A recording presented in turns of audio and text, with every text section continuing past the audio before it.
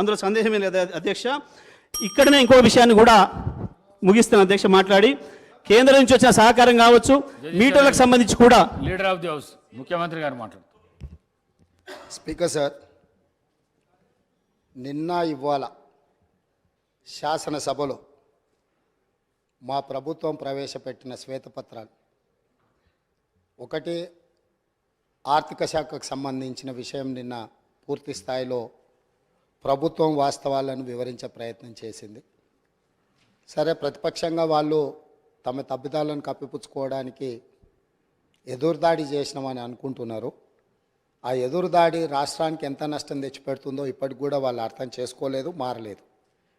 ఈరోజు కూడా మా ఉప ముఖ్యమంత్రి గారు తెలంగాణ రాష్ట్ర ఇంధన శాఖ శ్వేతపత్రాన్ని ఈ సభలో ప్రవేశపెట్టి సభ్యులందరితో చర్చ చేసి తెలంగాణ రాకంటే ముందు ఉన్న పరిస్థితి, తెలంగాణ రాష్ట్రం వచ్చిన తర్వాత గత ప్రభుత్వం 9.5 సంవత్సరాలలో తీసుకున్న నిర్ణయాలు, ఆ నిర్ణయాల వల్ల వచ్చిన ఫలితాలను, దుష్ఫలితాలను సభ ముందు పెట్టడం ద్వారా, ఎందుకంటే ఏ రోజు కూడా 9.5 సంవత్సరాలలో ఆనాటి ప్రభుత్వం వాస్తవాలను సభ ముందు పెట్టడానికి కానీ చర్చించడానికి కానీ ముందుకు రాలే.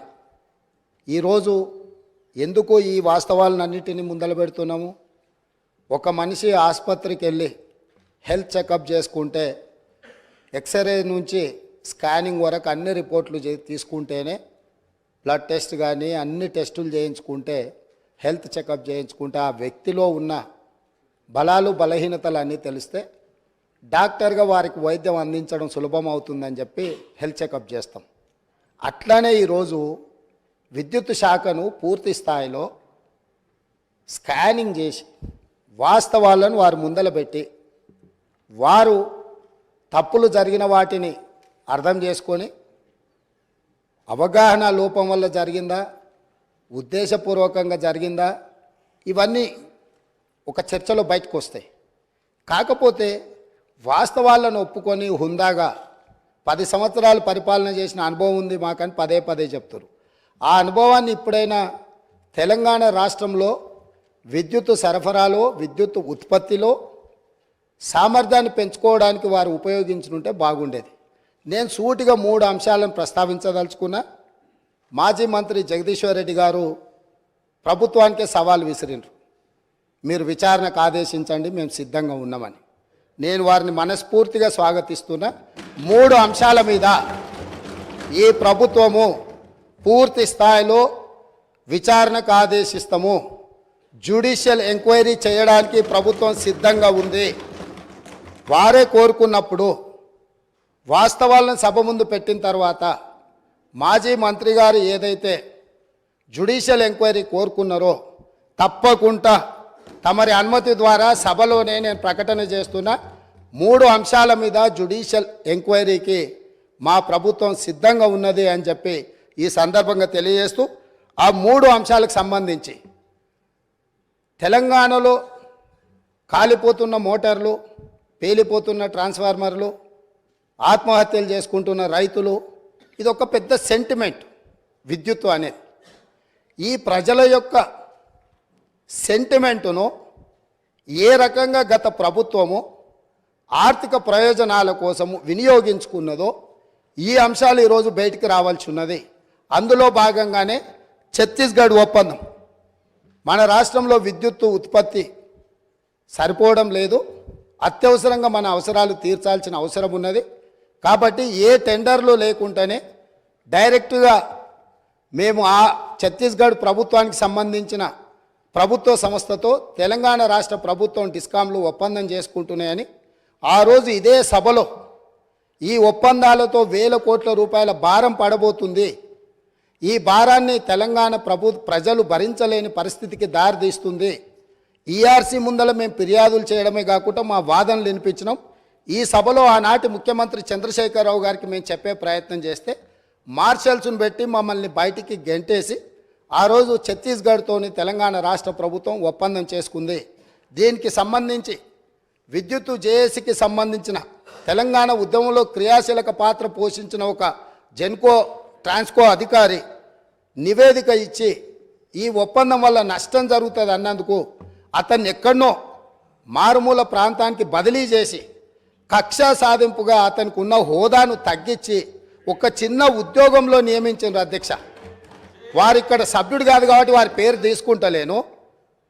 సంస్థలో పనిచేస్తున్న ఉద్యోగి అనుభవంతో తెలంగాణ ఉద్యమంలో విద్యుత్తు జేఏసీని క్రియాశీలకంగా ముందుకు నడిపించి ఉద్యమంలో ముందున్న వ్యక్తిని తెలంగాణ రాష్ట్రం వచ్చిన ఎంబడే శిక్షించి ఎక్కడో మారుమూల ప్రాంతానికి బదిలీ చేసి ఉన్న హోదా కంటే అతనికి డిమోషన్. తెలంగాణ ఉద్యమంలో పాల్గొన్న వాళ్ళు తెలంగాణ రాష్ట్ర సాధనలో క్రియాశీలక పాత్ర పోషించిన వాళ్ళను మనం సమర్థించి అవసరమైతే ప్రమోషన్ ఇవ్వాలి. ఒకవేళ ప్రమోషన్ ఇవ్వడానికి మీకు మనస్కరించకపోతే ఉన్న హోదాలనైనా ఉంచాలి. అలా కాకుండా శిక్షించి బదిలీ చేసిండ్రు. అతను కూడా ఆనాడు ఈఆర్సీ ముందు తన వాదన వినిపించిండు. ఆ వాదనను పెడచెవిన పెట్టి ఛత్తీస్గఢ్ ఒప్పందం చేసుకుండ్రు. ఈ ఛత్తీస్గఢ్ 1000 మెగావాట్ల ఒప్పందం 3/11/2014 నాడు ఏదైతే ఒప్పందం మీద సంతకం చేసిండ్రో ఈ నివేదికలోనే ఉంది. నేను కొత్తదేం చెప్పడం లేదు, వారు చూసుకోవాలి. పేజీ నెంబర్ 11, 12లో ఉన్న వాటిని. అసలు ఈ విద్యుత్తు వినియోగించినా వినియోగించకపోయినా అదేవిధంగా విద్యుత్తును రవాణా చేయడానికి వినియోగించాల్సిన కారిడార్ను పర్మనెంట్ ఒప్పందం చేసుకోవడంతో విద్యుత్తు సరఫరా అయినా కాకపోయినా దాదాపుగా 1362.424 కోట్ల రూపాయలు ఈరోజు ప్రభుత్వం మీద భారం పడ్డది. ఆ విద్యుత్తు కొనుగోళ్లలో ఆనాడు కేంద్ర ప్రభుత్వము మనకు తక్కువ ధరకు విద్యుత్ ఇవ్వడానికి సిద్ధంగా ఉన్నా పెడచెవిన పెట్టి మీరు మీ ఆలోచనతో మీ అవగాహనతో మీకు ఎలాంటి ఉద్దేశాలు ఉన్నాయో నాకు తెలియదు. ఆ ఉద్దేశాలు ఈరోజు విచారణతో బయటికి రావాలి. కాబట్టి రేపు జరగబోయే జ్యుడిషియల్ ఎంక్వైరీలో ఛత్తీస్గఢ్తో తెలంగాణ రాష్ట్ర ప్రభుత్వం చేసుకున్న ఒప్పందాల మీద 100% విచారణకు ఆదేశిస్తున్నాము. ఈ ఛత్తీస్గఢ్ 1000 మెగావాట్ల విద్యుత్తులో జరిగిన కుంభకోణము, నిర్లక్ష్యము, ఈరోజు ఛత్తీస్గఢ్లో ఏవైతే కేసులు నడుస్తున్నాయో ఈరోజు వాళ్ళు ఫిక్స్డ్ కాస్టు వేరియేషన్ కాస్ట్ని లెక్కలేసి వాళ్ళు ఏ అదనంగా అడుగుతున్నారో ఏ పరిస్థితులు ఉన్నాయో అక్కడ ఛత్తీస్గఢ్ ఈఆర్సీ ముందలో జరుగుతున్న కేసులు ఏమున్నాయో వీటన్నిటిని పూర్తి స్థాయిలో విచారణ చేయడం ద్వారా మొత్తం వాస్తవాలను బయటకు తీయాల్సిన అవసరం ఉంది. ఛత్తీస్గఢ్ ఒప్పందం మీద ఈ ప్రభుత్వం విచారణకు ఆదేశిస్తుంది అధ్యక్ష. అదేవిధంగా అధ్యక్ష, యాదాద్రి థర్మల్ పవర్ ప్రాజెక్ట్ ఆ రోజు ప్రజల సెంటిమెంట్ ఏదైతే ఉందో ఈ ప్రజల సెంటిమెంటును తమకు అనుకూలంగా మార్చుకొని ఇండియా బుల్స్ అనే కంపెనీ గుజరాత్లో 1080 మెగావాట్ల విద్యుత్ సామర్థ్యంతో ప్రైవేట్ సంస్థ నిర్మించదలుచుకున్న ప్రాజెక్టును కేంద్ర ప్రభుత్వం విధి విధానాలలో మార్పు తీసుకొచ్చింది. పొల్యూషన్ ఎన్విరాన్మెంట్ను రక్షించడానికి 2011-12లోనే ప్రభుత్వం విధానాలు తీసుకొచ్చి సబ్ క్రిటికల్ అనే టెక్నాలజీతో నిర్మించిన ప్రాజెక్టులను అన్నింటిని కూడా మూసేసి సూపర్ క్రిటికల్ టెక్నాలజీకి మీరు మారండి, భవిష్యత్తులో నిర్మించబోయే ప్రాజెక్టులు ఏవైతే ఉన్నాయో ఆ ప్రాజెక్టులను కూడా సూపర్ క్రిటికల్ టెక్నాలజీతో నిర్మించమని చెప్పి విస్పష్టంగా కేంద్ర ప్రభుత్వం ఆనాడు ఆదేశాలు ఇచ్చింది రాష్ట్ర ప్రభుత్వాలకు, అదేవిధంగా ప్రైవేట్ కంపెనీలకు. అందుకోసము సూపర్ క్రిటికల్ టెక్నాలజీ ఉంటేనే 2013 తర్వాత ప్రాజెక్టులు నిర్మించాల్సిన నిబంధనలు ఉండడంతో గుజరాత్కు సంబంధించిన ఇండియా బుల్స్ అనే కంపెనీ BHELకు ఆల్రెడీ సబ్ క్రిటికల్ టెక్నాలజీతో పర్చేజ్ ఆర్డర్ ఇచ్చి ఉన్నది కాబట్టి ఆ కాలం చెల్లిపోయిన సాంకేతిక పరిజ్ఞానంతో ఆ ప్రాజెక్టు నిర్మించడానికి అవకాశం లేదని తెలిసి ఆ ఇండియా బుల్స్ కంపెనీ BHELకు మా డబ్బులు మాకు వాపసు ఇవ్వండి అని అంటే, మీరు ఆల్రెడీ కొనుగోలు ఒప్పందం చేసుకున్నారు, డబ్బులు చెల్లించారు, మీకు తిరిగి ఇవ్వడానికి కుదరదు. ఎవడైనా తలమాసినోడు ఇది కొనుక్కునేటోడు దొరికితే వాడిని తీసుకొచ్చి మాకు అప్పచెప్పండి, ఆ తలమాసినోడి దగ్గర మేము డబ్బులు తీసుకొని మీ డబ్బులు వెనక్కిస్తామని వాళ్ళు అంటే, తెలంగాణ ప్రభుత్వం నేనున్నా వాళ్ళని వీళ్ళని ఎందుకు ఎత్తుకుంటారు అని చెప్పి వీళ్ళు పోయి ఒక ప్రైవేట్ కంపెనీ మునుగాల్చిన సబ్ క్రిటికల్ టెక్నాలజీతో నిర్మించాల్సిన పవర్ ప్రాజెక్టును కాలం చెల్లిపోయిన దాటి మాకు అత్యవసరం ఉంది, 2 సంవత్సరాలనే పూర్తి చేస్తామని ఇదే సభలో ఇక్కడి నుంచి ఆనాటి సభానాయకుడు సభ ముందల దబాయించి మేము చెప్పినాము. ఆ రోజు మీరు కావాలంటే పాత రికార్డులు తిరిగే చూడండి. ఇది సబ్ క్రిటికల్ టెక్నాలజీకి కాలం చెల్లిపోయింది, ఇది ప్రపంచంలో ఎక్కడ మనుగడ సాధిస్తలేదు, దీంతో కాలుష్యం వస్తుంది, విద్యుత్ ఉత్పత్తి సామర్థ్యం తగ్గుతుంది, తద్వారా నష్టము, దీన్ని వద్దు అని మేము చెప్తే ఖచ్చితంగా నేను చేస్తా, 2 ఏళ్లలో పూర్తి చేస్తా అని వారు చెప్పడం జరిగింది అధ్యక్ష. 2 ఏళ్లలో పూర్తి చేయలే అధ్యక్ష భద్రాద్రి పవర్ ప్రాజెక్ట్. 7 ఏళ్ళు పట్టింది భద్రాద్రి కోసం. 7 ఏళ్లలో 4 × 270 1080 మెగావాట్స్, 2 సంవత్సరాలలో 6,75,00,000 ప్రతి మెగావాట్కు ఖర్చు పెట్టి ప్రాజెక్టు నిర్మిస్తామని ఒప్పందం చేసి ఈ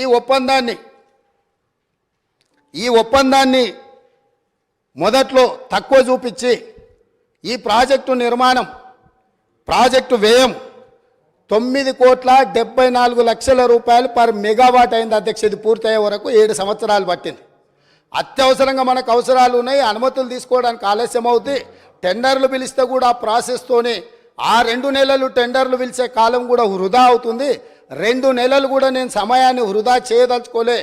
ఎన్ని వేల కోట్లు ఖర్చు పెట్టైనా సరే నా రైతులకు విద్యుత్ ఇస్తా అని ప్రజల సెంటిమెంటును ప్రాతిపదిక చేసుకొని ఆనాటి ముఖ్యమంత్రి గారు 6,75,00,000 రూపాయలకే పర్ మెగావాట్ విద్యుత్ సామర్థ్యంతో ఉత్పత్తి చేస్తామని చెప్పి భద్రాద్రి పవర్ ప్రాజెక్టును కొనుగోలు చేయడం జరిగింది. తద్వారా ఇండియా బుల్స్ కంపెనీకు మేలు జరిగింది, వాళ్ళ డబ్బులు వాళ్ళకు వచ్చినాయి. కానీ ఇది 7 సంవత్సరాలై 9.74 కోట్లతోనే ఈరోజు ప్రాజెక్టు పూర్తయింది. ఈరోజు ఇది ఉత్పత్తి కూడా సరైన విధంగా లేకపోవడం వల్ల సేమ్ టైం కేటీపీఎస్ ఇదే ప్రభుత్వంలో ఉన్న 7వ దశ 48 నెలల్లో సూపర్ క్రిటికల్ టెక్నాలజీతో, అది సబ్ క్రిటికల్ టెక్నాలజీ, ఆ టెక్నాలజీ కాలం చెల్లిపోయింది. మామూలుగా కంప్యూటర్లు లేకపోతే పాతకాలం నోకియా ఫోన్లు కాలం చెల్లిపోయినాక మనం బయట వాడేస్తాం, ఎందుకు ఉపయోగం లేదు అని, మన పాత బట్టలు పడేసినట్టు. అట్లాంటి పడేసిన వాటిని దాదాపుగా 10,000 కోట్లు పెట్టి నిర్మాణం చేసి తెలంగాణను నిండా ముంచిన్రు. అదే సమయంలో కేటీపీఎస్ 7th ఫేజ్ 48 నెలలల్లా సూపర్ క్రిటికల్ టెక్నాలజీతోని 8.01 కోట్ల రూపాయల ఖర్చుతో పర్ మెగావాట్ విద్యుత్తును ఉత్పత్తి చేసింది అధ్యక్ష. అంటే ఏ రకంగా ఇందులో 1,000 కోట్ల రూపాయల దోపిడీ జరిగిందో భద్రాద్రి పవర్ ప్రాజెక్టును కూడా ఈరోజు జ్యుడిషియల్ ఎంక్వైరీలో 2వ అంశంగా చేరుస్తున్నాం అధ్యక్ష. ఇక 3వది Yadadri thermal power project. Same ఇదే వితండవాదం. ఆ రోజు కూడా చెప్పినాం, సేమ్ సమయంలో ఇతర రాష్ట్రాలు, జార్ఖండ్ లాంటి రాష్ట్రాలు ఇదే కెపాసిటీతో టెండర్లు పిలిస్తే ఇదే బిహెచ్ఎల్ 18% లెస్ కోట్ చేసి అక్కడ టెండర్ తీసుకున్నది. సేమ్ టైం G2G అంటే గవర్నమెంట్ నుంచి గవర్నమెంట్ సంస్థకి ఇస్తున్నాం, అంచనాల రేట్లతో మేము ఇచ్చేస్తాం. ఎందుకు అని అంటే ఇది కూడా 24 నెలల పూర్తి అయిపోతే 24 నెలల ప్రాజెక్టు నిర్మించి యాదాద్రి పవర్ ప్రాజెక్టును పూర్తి చేసి తెలంగాణ మొత్తం వెలుగులు ఇస్తామని చెప్పి ఆ రోజు ఒప్పందం చేశారు. ఎప్పుడు చేసిండ్రు అధ్యక్ష? 1/6/2015 నాడు ఈ ప్రాజెక్టును ఒప్పందం చేసి ఆ రోజు వీళ్ళు చెప్పింది ఏంది అధ్యక్ష?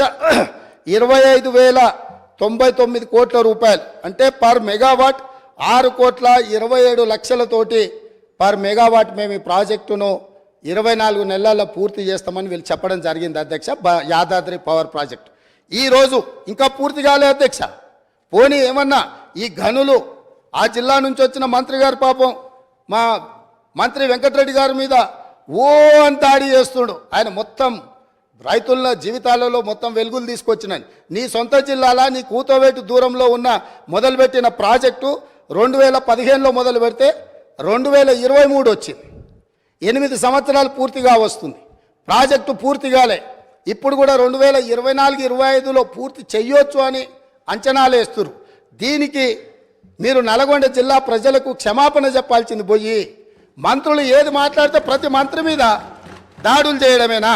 అది ఈరోజు దాదాపుగా 6,27,00,000కు మేము చేస్తామని డిపిఆర్ మొదలుపెట్టి ఈరోజు 34,543 కోట్లకు అంచనాలు పెరిగినాయి. దాంతో కూడా పూర్తి కావడం లేదు. 8,64,00,000 రూపాయలకు పర్ మెగావాట్ ఇవాళ పూర్తి చేస్తామని వచ్చింది. కానీ ఇది పూర్తి కాలేదు కాబట్టి ఇది కూడా 9 కోట్ల పైచిల్కు చేరుతుంది. అంటే 6,27,00,000కు పర్ మెగావాట్తో మొదలుపెట్టిన యాదాద్రి పవర్ ప్రాజెక్టు దాదాపుగా 9 కోట్లకు అంచనాలు పెరిగింది. 8 సంవత్సరాలు పట్టింది. అదే సమయంలో ఎన్టీపీసీ రామగుండం ఫేజ్ 1 ప్రాజెక్టును నిర్మిస్తే 7,63,00,000కు మాత్రమే పర్ మెగావాట్తోని ఎన్టీపీసీ పూర్తి చేసింది. అధ్యక్ష, నేను ఏం చెప్పదలుచుకున్నా అంటే భద్రాద్రి నిర్మించినప్పుడు ప్రాజెక్టు కాస్ట్ ఇతరవి రాష్ట్ర ప్రభుత్వ కేంద్ర ప్రభుత్వ పరిధిలో ఉన్న వాటిని పూర్తి చేసిన ఏ ధరకు పూర్తయినాయి. అదేవిధంగా యాదాద్రి పవర్ ప్రాజెక్టు వీళ్ళు G2G పేరు మీద ఓపెన్ టెండర్ గ్లోబల్ టెండర్ పిలవకుండా ఒప్పందాలు చేసి BHELకి ఇచ్చి BHEL వెనకాల నుంచి మళ్ళీ ఎవరెవరు వచ్చిందో అవన్నీ విచారణ తేలితే. అధ్యక్ష, నేను ఇప్పుడు వేగ్గా ఏది మాట్లాడదలుచుకోలే. కాబట్టి యాదాద్రి పవర్ ప్రాజెక్టు 4,000 మెగావాట్లతోని ఏదైతే నిర్మాణం చేపట్టి తెలంగాణ మొత్తం విద్యుత్తును అందిస్తామని గత ప్రభుత్వం చెప్పిందో ఈనాటికి కూడా పూర్తి కాలేదు. ఈ పూర్తి కాకపోవడానికి, ఈ అంచనాలు పెరగడానికి, అదే సమయంలో సూపర్ క్రిటికల్ టెక్నాలజీతోని అత్యంత అధునాతనమైన విధానాలతో ఏదైతే నిర్మాణం జరిగినాయో ఆ పక్కనే ఉదాహరణకు ఉన్నాయి.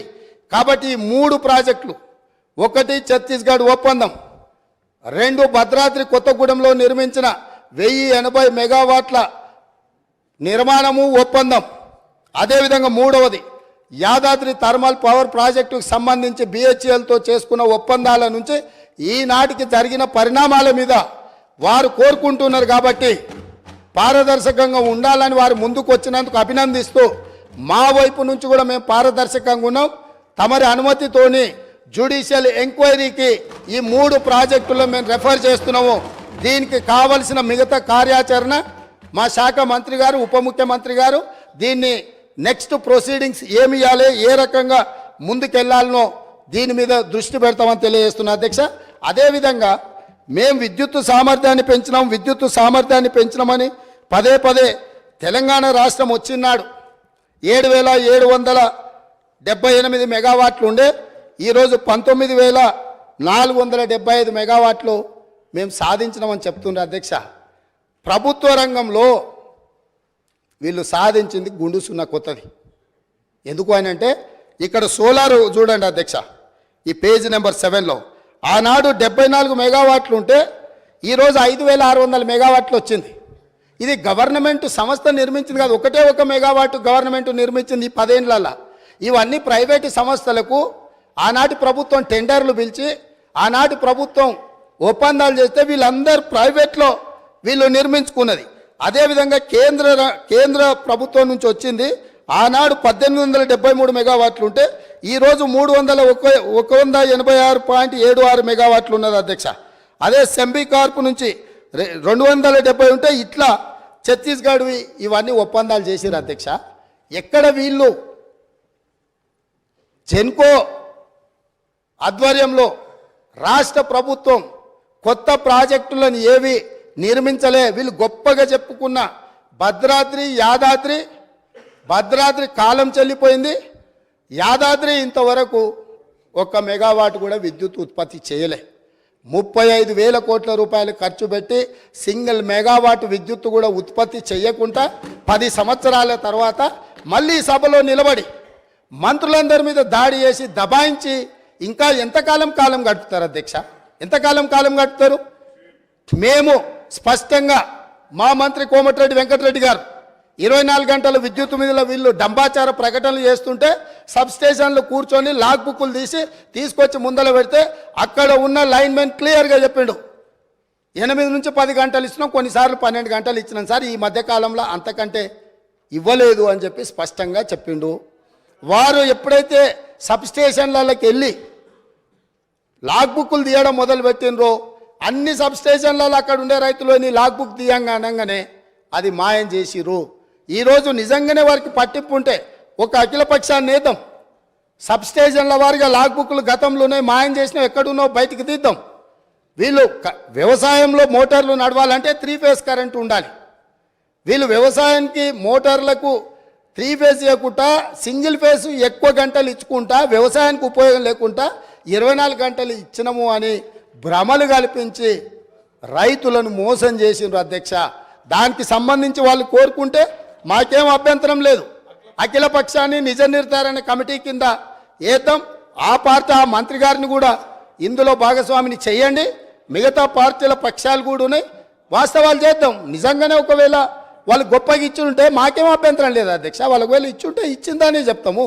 ఈ రికార్డు ఏది మేము తయారు చేసింది కాదు కదా, వాస్తవాలు సంబంధిత శాఖ అధికారులు నివేదిక తయారు చేసిరు, మా మంత్రి గారు సభలో పెట్టిండ్రు, మా మంత్రి గారు అందరినీ చర్చించడానికి అవకాశం ఇచ్చిండ్రు. అందరు చర్చించిన దాని మీద వారి సూచనలు బాగుంటే అవి తీసుకుంటామని కూడా చెప్పినాం. ఇప్పుడు వాళ్ళు ఒక మంచి సూచన చేసిరు, మీరు జ్యుడిషియల్ ఎంక్వైరీ చేయండి, మేము సిద్ధంగా ఉన్నాం. ఇంత మంచి సూచన వాళ్ళు చేసినాక ప్రతిపక్షమే ముందుకు వచ్చి వాళ్ళ పరిపాలన మీద పారదర్శకత కోసం జ్యుడిషియల్ ఎంక్వైరీ అడిగిండ్రు కాబట్టి వారి కోరిక మేరకు జ్యుడిషియల్ ఎంక్వైరీకి ఈ ప్రభుత్వం ఆదేశాలు ఇస్తుందని తమ ద్వారా తెలియజేస్తున్నాను అధ్యక్ష.